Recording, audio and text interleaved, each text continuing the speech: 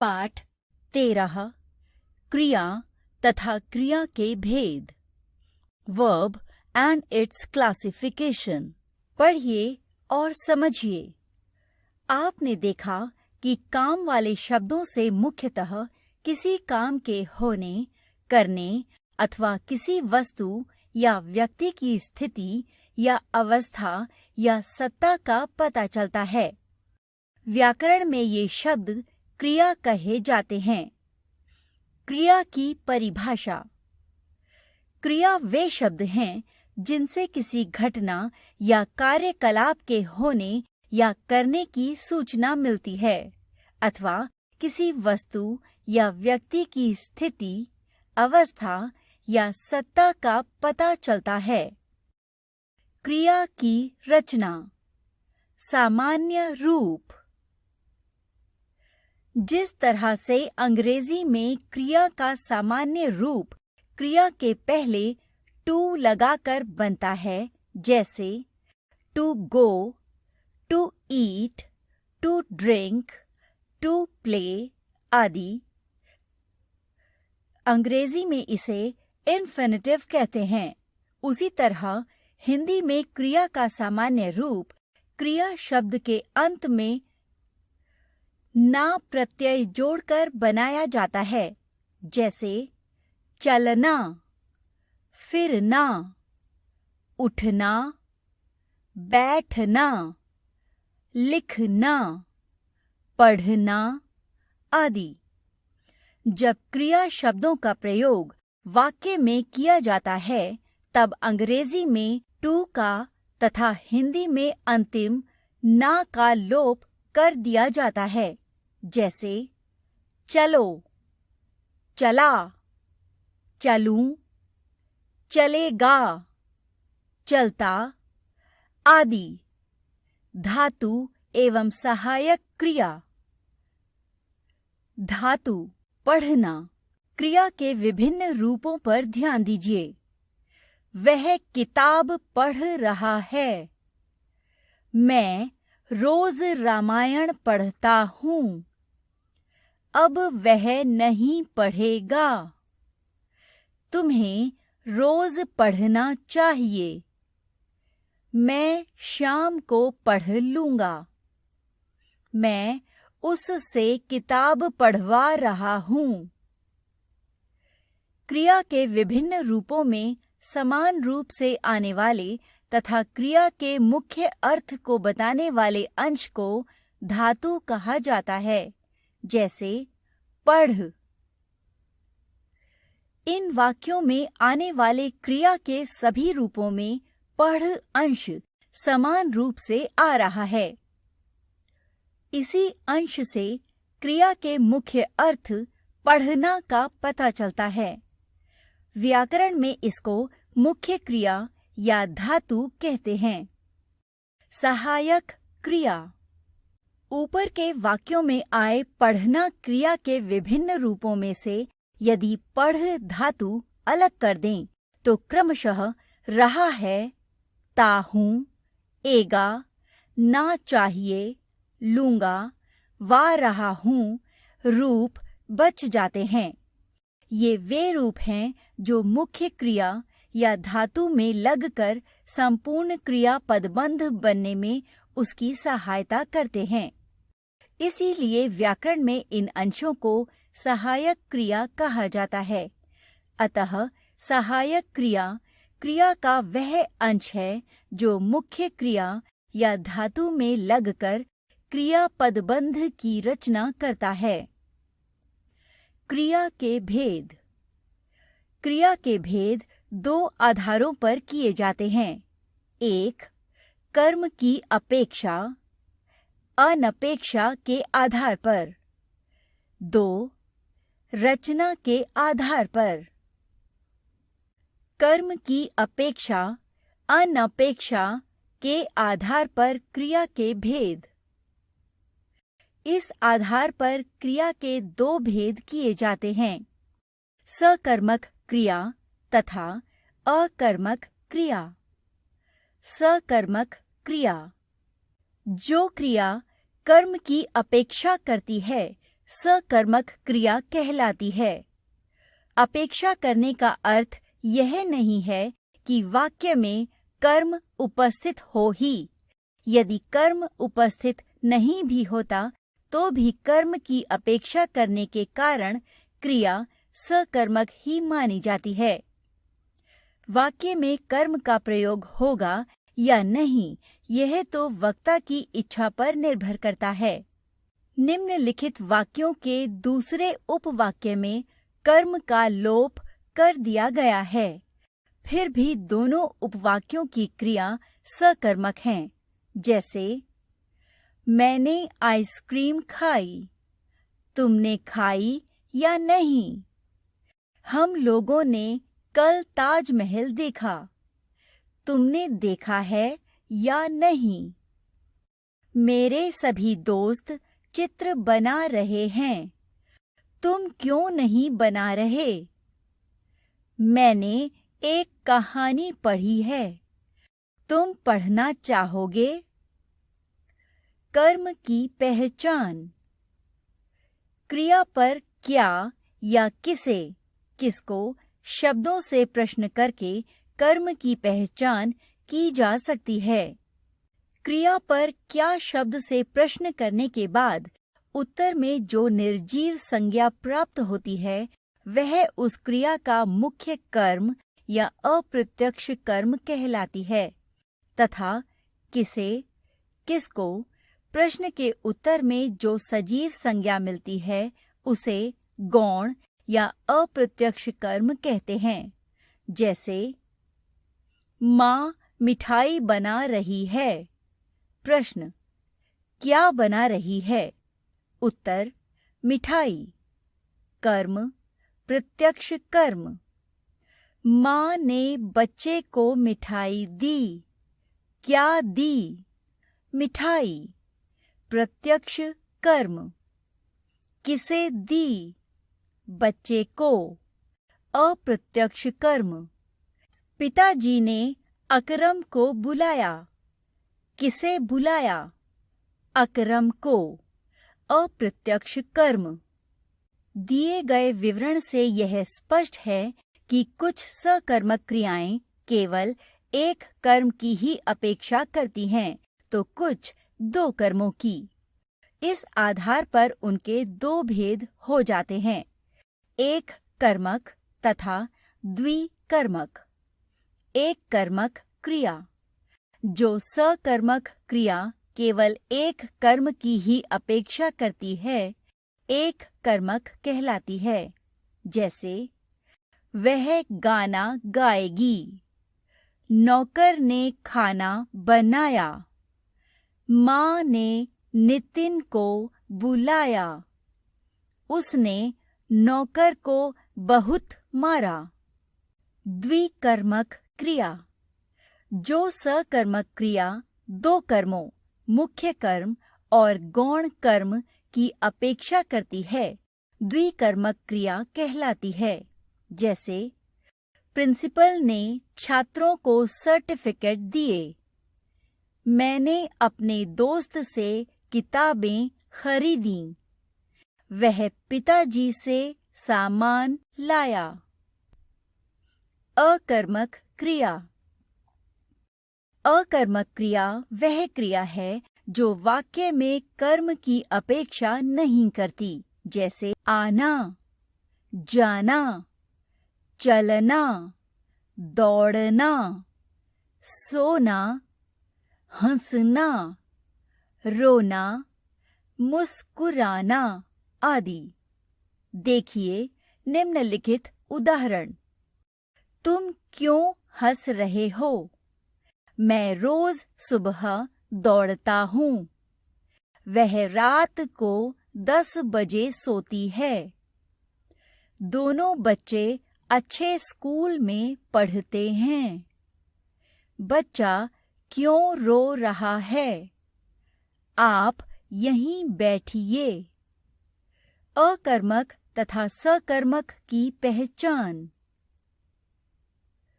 क्रिया अकर्मक है या सकर्मक, इसकी पहचान करने के लिए वाक्य की क्रिया पर क्या से प्रश्न करना चाहिए और देखना चाहिए कि इस क्या के उत्तर में वह क्रिया किसी की अपेक्षा करती है या नहीं। जैसे वाक्य, बच्चा लिख रहा है। प्रश्न, क्या? उत्तर, संभावित उत्तर, पत्र, निबंध आदि। क्रिया की प्रकृति सकर्मक। माँ कपड़े धो रही है। क्या? कपड़े। सकर्मक। मोहन गाना गा रहा है। क्या? गीत। सकर्मक। शीला जा रही है। क्या? अकर्मक। बच्चे दौड़ रहे हैं। क्या? अकर्मक। पिताजी नहा रहे हैं। क्या? अकर्मक। अर्थात यदि क्या के उत्तर में कोई क्रिया किसी वस्तु, कर्म की अपेक्षा करती है तो वह सकर्मक क्रिया कही जाती है। लेकिन अकर्मक क्रिया क्या के उत्तर में किसी भी कर्म की अपेक्षा नहीं करती। कर्म की अपेक्षा न करने के कारण वह अकर्मक क्रिया कही जाती है। क्या में कर्म का लोप। प्रायः बोलचाल की भाषा में हम वाक्य से कर्म का लोप भी कर देते हैं और श्रोता संदर्भ से अर्थ समझ लेता है। जैसे मोहन सोहन से, क्या कर रहे हो? सोहन, खाना खा रहा हूँ। यहाँ खाना संज्ञा कर्म का लोप कर दिया गया है। इसी तरह अन्य उदाहरण देखिए। बच्चे लिख रहे हैं। पत्र। पिताजी पढ़ रहे हैं। अखबार। कुछ लोगों का यह भ्रम है कि क्रिया को सकर्मक तभी कहा जाएगा जब वाक्य में कर्म उपस्थित हो। वाक्य में कर्म आएगा या नहीं, यह तो वक्ता की इच्छा पर निर्भर करता है। ध्यान रखिए, सकर्मक या अकर्मक होना क्रिया का गुण है। यदि कोई क्रिया सकर्मक है तो वह हमेशा सकर्मक ही रहेगी और अकर्मक है तो अकर्मक ही रहेगी। वाक्य में कर्म आया है या नहीं आया, इससे क्रिया की सकर्मकता या अकर्मकता प्रभावित नहीं होती। क्रिया के सकर्मक होने की शर्त यह नहीं है कि वाक्य में कर्म आया है या नहीं, बल्कि यह है कि वह कर्म की अपेक्षा करती है या नहीं। भेद। इस आधार पर क्रिया के प्रमुख भेद इस प्रकार हैं: सरल क्रिया, संयुक्त क्रिया, प्रेरणार्थक क्रिया, नामिक क्रिया। सरल क्रिया। एक धातु से बनी क्रियाएं सरल क्रिया कहलाती हैं।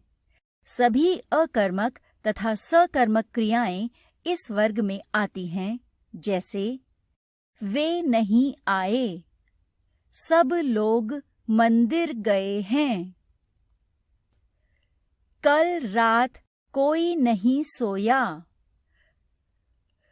उसने आज खूब आइसक्रीम खाई। संयुक्त क्रिया। दो धातुओं के योग से बनी क्रिया को संयुक्त क्रिया कहते हैं, जैसे चल देना, पढ़ लेना, खो जाना, कर लेना, भेज देना, देख लेना, उठ जाना, मार देना आदि। संयुक्त क्रिया यद्यपि दो क्रियाओं के मेल से बनती है, पर पहली क्रिया से ही क्रिया के अर्थ का पता चलता है। जैसे आ जाना में क्रिया का मुख्य अर्थ आना है। जहाँ तक दूसरी क्रिया का सवाल है, उसे रंजक क्रिया कहते हैं, क्योंकि वह अपना अर्थ छोड़कर पहली क्रिया के अर्थ में कुछ विशिष्टता ला देती है। इसी के कारण किसी एक क्रिया से बनी संयुक्त क्रियाओं के अर्थ में थोड़ा थोड़ा अंतर आ जाता है।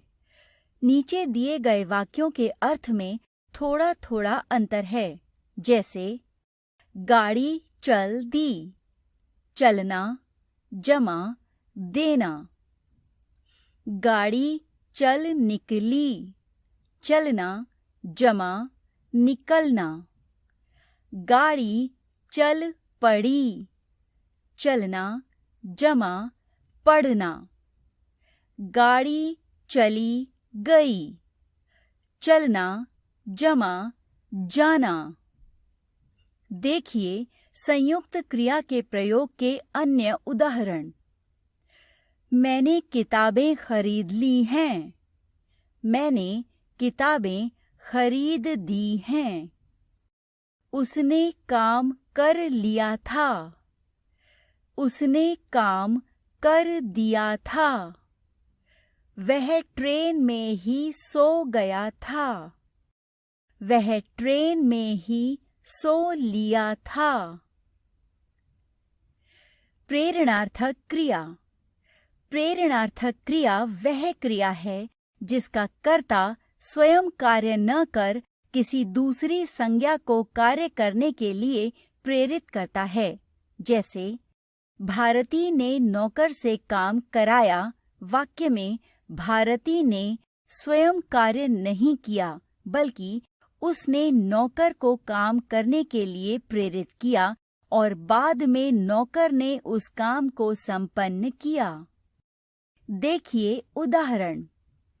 वह अपने बेटे को खाना खिला रही है, माँ नौकर से कपड़े धुलवा रही है। मेरा दोस्त आज मुझे फिल्म दिखाएगा, वह आया से बच्चे को चलवा रही है। हिंदी में दो तरह की प्रेरणार्थक क्रियाएं मिलती हैं।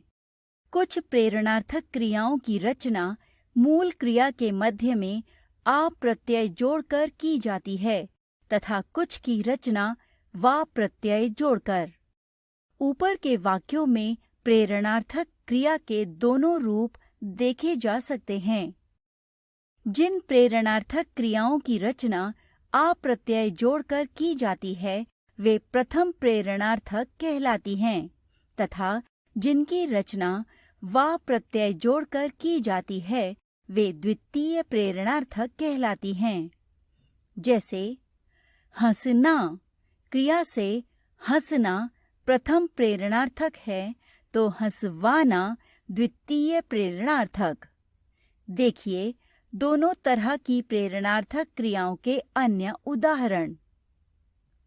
प्रथम प्रेरणार्थक माँ बच्चे को सुलाती है। द्वितीय प्रेरणार्थक माँ आया से बच्चे को सुलवाती है। माँ गरीबों को खाना खिलाती है।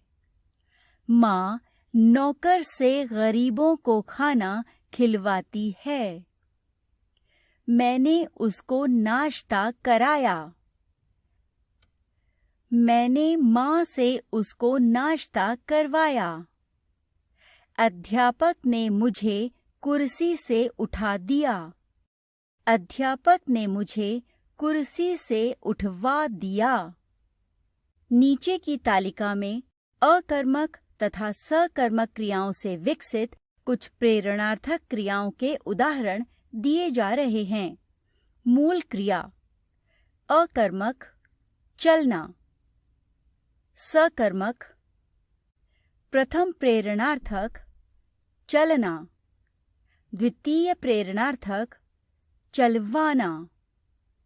सोना, सुलाना, सुलवाना। उठना, उठाना, उठवाना।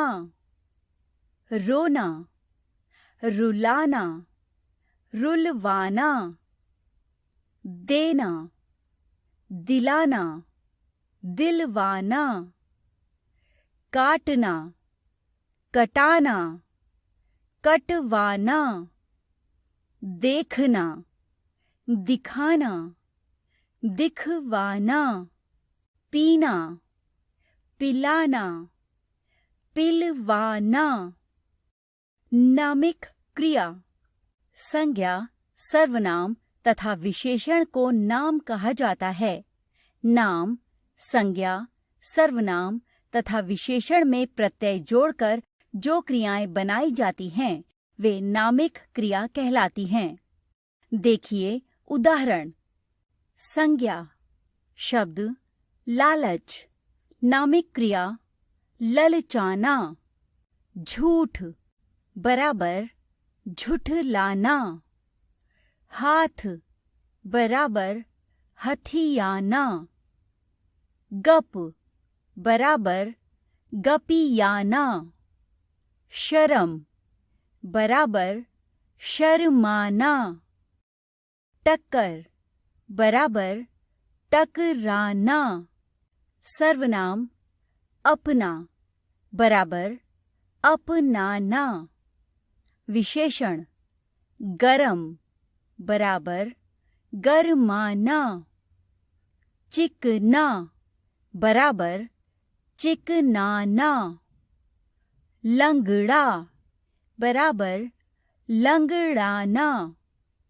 60 बराबर सठियाना। हमने सीखा क्रिया वे शब्द हैं जिनसे किसी कार्य के होने या करने का बोध होता है अथवा किसी व्यक्ति या वस्तु की अवस्था या स्थिति का पता चलता है। क्रिया के भेद 2 आधारों पर किए जाते हैं। कर्म की अपेक्षा अनअपेक्षा के आधार पर तथा रचना के आधार पर। कर्म की अपेक्षा अनपेक्षा के आधार पर क्रिया के 2 भेद होते हैं, अकर्मक तथा सकर्मक। अकर्मक क्रिया कर्म की अपेक्षा नहीं करती तथा सकर्मक क्रिया कर्म की अपेक्षा करती है। कर्म 2 प्रकार के होते हैं, प्रत्यक्ष कर्म तथा अप्रत्यक्ष कर्म। अप्रत्यक्ष का पता क्रिया पर क्या प्रश्न के उत्तर में मिलता है तथा अप्रत्यक्ष कर्म का पता किसे, किसको, प्रश्नों के उत्तर में।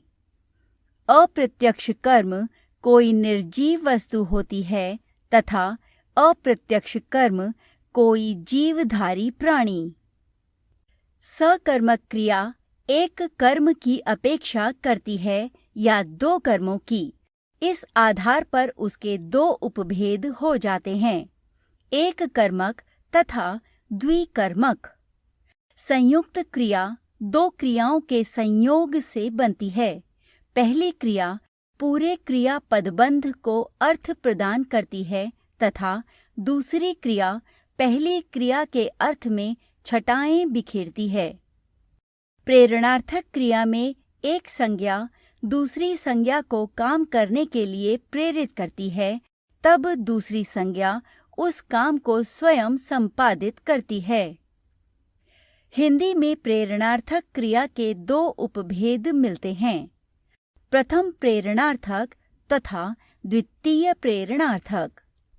प्रथम प्रेरणार्थक की रचना मूल क्रिया के मध्य में आ प्रत्यय जोड़कर तथा द्वितीय प्रेरणार्थक की रचना वा प्रत्यय जोड़कर होती है। नामिक क्रिया वह क्रिया है जिसका पहला अंश नाम अर्थात संज्ञा, सर्वनाम, विशेषण होता है तथा दूसरा अंश कोई प्रत्यय।